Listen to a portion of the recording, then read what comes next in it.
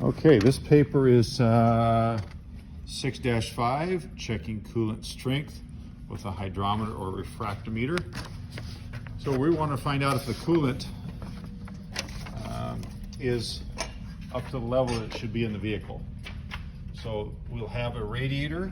This happens to have a radiator cap on the radiator, which is always out in the front of the vehicle so air can flow through it and draw the heat away from the coolant, and then the coolant's recycled back through the engine with the water pump pushing it through the system, and then it continues to repeat the cycle.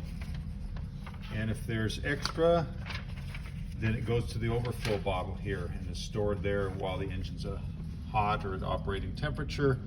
When you shut it off and it cools, the coolant will shrink back down and draw the excess fluid back into the radiator. That's what this little hose is running along here to the reservoir. So we want to have the radiator completely full, and excess, when it gets hot, goes over here and is stationarily held until the engine cools back down again and it goes back to the radiator, so there's no air in the radiators, is the idea behind that.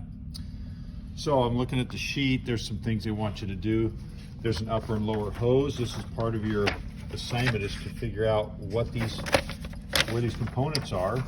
We have to get water to and from the radiator from the engine, and we have quite a bit of volume that we want to pass through there, so we have large hoses. You can see a large hose there and a large hose up here. This is the upper hose because it's located up high. This comes in to the bottom of the radiator. This happens to come right back from the lower hose. Almost always it'll go to the water pump, and from there the water pump sends it through the engine. It heats up, comes out the top of the engine, generally from the heads to the intake manifold, and then back to the neck that comes out to the upper hose. So those are components. There's a thermostat, and I'll show you that on a different engine here in a moment. There's also heater hoses, because we want, in the wintertime, especially now, we want our vehicle to be comfortable when we're driving it. So there'll be two hoses. They're about the size of your thumb, a little bigger than your thumb, and they're going to run over to the firewall. The metal hoses are for air conditioning, as I mentioned in one of the other videos. But right near there are two rubber hoses, and those are called heater hoses, and they run to your heater, hence the name. And they usually run in pairs. You can see they're close together down below the aluminum pipes, and they run into the engine and from the engine into the heater core and back, so the circulation. And it's like a small radiator inside the car that the coolant flows through and gives off heat, and then you turn your fan on to blow the hot air into your... That is the heater core. So you can see there's a radiator beside it, which is quite a bit bigger, but that's all it takes. And then there's the fan. When you turn the fan on and it starts blowing the air that you hear inside the vehicle, that's the fan that's causing the air to flow. So heater core, there's a valve there to turn it on when you want hot air, and when you want to have air conditioning, then it would turn that valve off so that the water stops circulating and gives it a chance to cool down.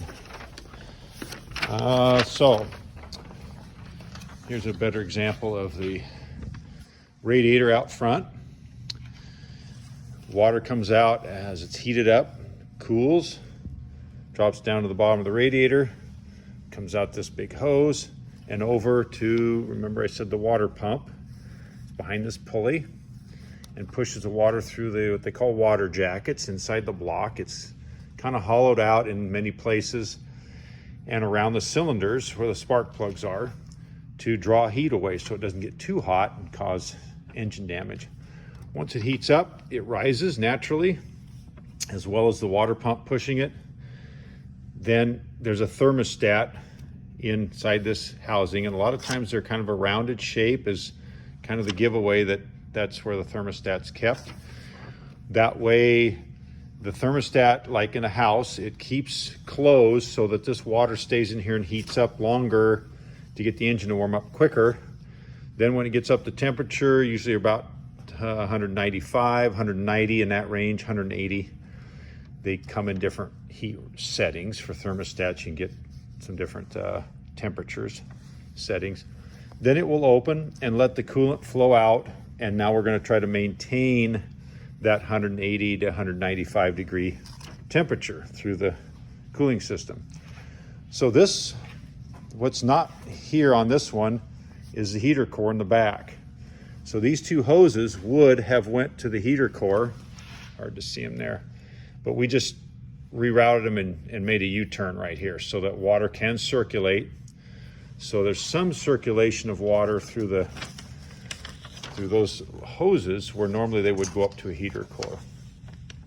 And then your cap on the top. So that's a bunch of the description of the parts that we're asking you to check. Now, antifreeze, which there is none, that is an empty radiator there. This engine has been out in storage for a while and has not been put back into service yet. That coolant should show up as soon as you take the cap off. You would see coolant in there. And there's some things we can tell about the protection level. And I'm going to come in and check out this cooling system pressure tester.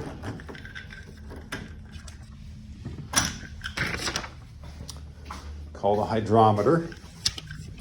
Now there's a hydrometer for batteries too, so we don't want to mix those up. If you look on the wall above the black bottle with the red cover, that does the same thing, but that's for battery acid, not coolant. So please don't grab that and use it in lieu of a coolant hydrometer. So we can either go to the radiator, take the cap off. It's a good idea to check, make sure that this is not pressurized or not hot, and that's grabbing the upper hose is a great way to figure that out. This is cold, so we should not have any problem removing the cap. And there we have coolant. So what we're gonna do is squeeze the air out, draw the coolant in. It's gonna come up into the measuring device and it will float. It is important that you hold this level. Bring that coolant up into the tester, and then we'll see it also, there's a fill mark right at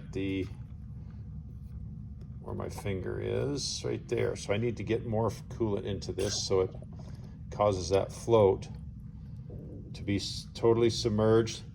And we also want to have it level, because it is a float, it pivots. So if it's not level, it's not going to be accurate, because I could cause us to get any kind of reading I wanted if I just tip it. So make sure it's level, and you just see where that's pointing. And then you read the results. It charts right on it. And this tester will give us both, get this squeezed out, gives us both the boiling point and the freezing point. Now usually the freezing point is what we worry about for protection during the winter time. However, it's also during the summer, it's important to not have your engine overheat and boil and cause damage that way too. So both of them are important, and this tester will give us that reading of what it should be. Good down to 10 below, 20 below. Generally a 50-50 mixture is the choice of antifreeze to water. That will get us down to a 34 below zero protection, and that's well below what we're going to see here. Now on the back of the paper, that's a different type of tester.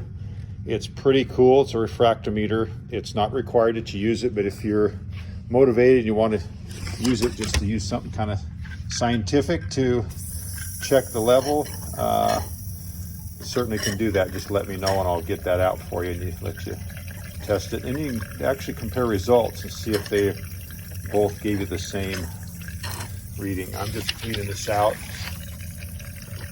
to get the coolant out of it, and then we'll turn it back into the tool room.